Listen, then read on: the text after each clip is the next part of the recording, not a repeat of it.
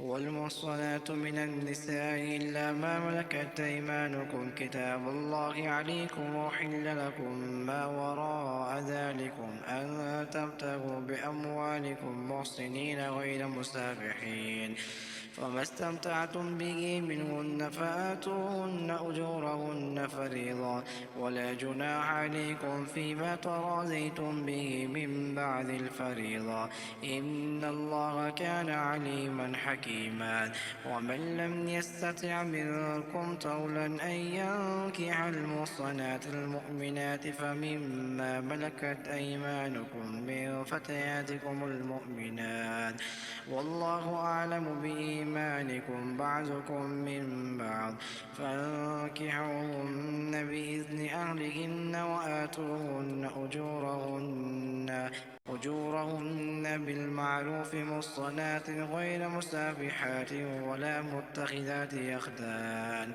فإذا أحصن فإن أتين بفاحشة فعليهن نصف ما على المحصنات من العذاب، ذلك لمن خشي العنة منكم، وأن تصبروا خير لكم، والله غفور رحيم.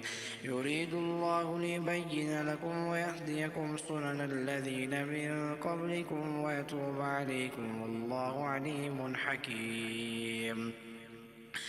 والله يريد أن يتوب عليكم ويريد الذين يتبعون الشهوات أن تميلوا ميلا عظيما.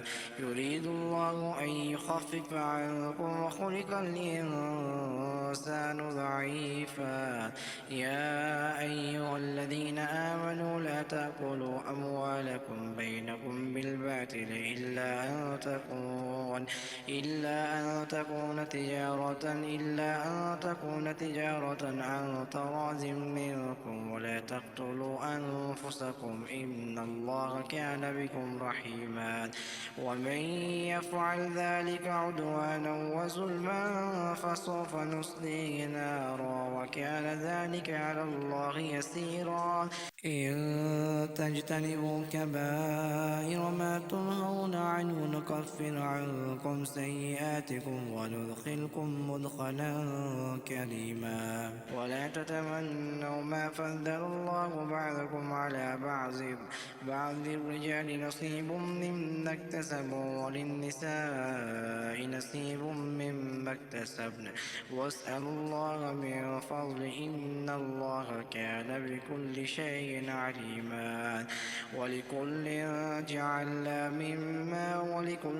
جعلنا موالي مما ترك الوالدان والأقربون والذين أخذت أيمانهم فآتوهم نصيبهم إن الله كان على كل شيء شهيدا. الرجال قوامون على النساء بما فضل الله بعضهم على بعض وبما أنفقوا من أموالهم، فالصالحات قانتات حافظات للغيب ما حفظ الله. واللاتي تخافون نشوزهن فعظوهن واهجروهن في المضاجع واضربوهن، فإن أطعنكم فلا تبغوا عليهن سبيلا إن الله كان عليا كبيرا. وإن خفتم شقاق بينهما فابعثوا حكما من أهله وحكما من أهلها إن يريدا إصلاحا يوفق الله بينهما إن الله كان عليما خبيرا.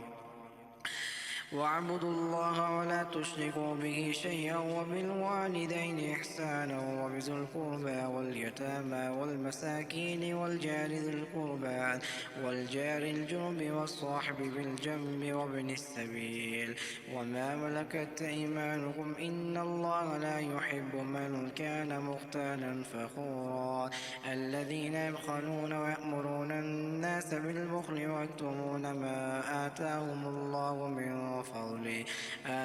الله من فضله وأعتدنا للكافرين عذابا مهينا.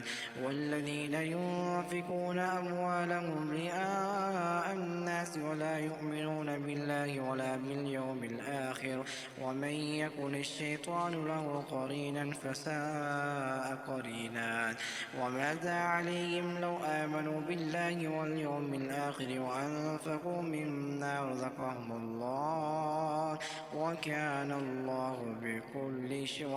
الله بهم رحيما إن الله لا يظلم مثقال ذرة وإن تك حسنة يضاعفها ويؤت من لدنه أجرا عظيما فكيف إذا جئنا من كل أمة بشهيد وجئنا بك على هؤلاء شهيدا يومئذ يود الذين كفروا وعصوا الرسول لو تسوى بهم الأرض ولا يكتمون الله حديثا.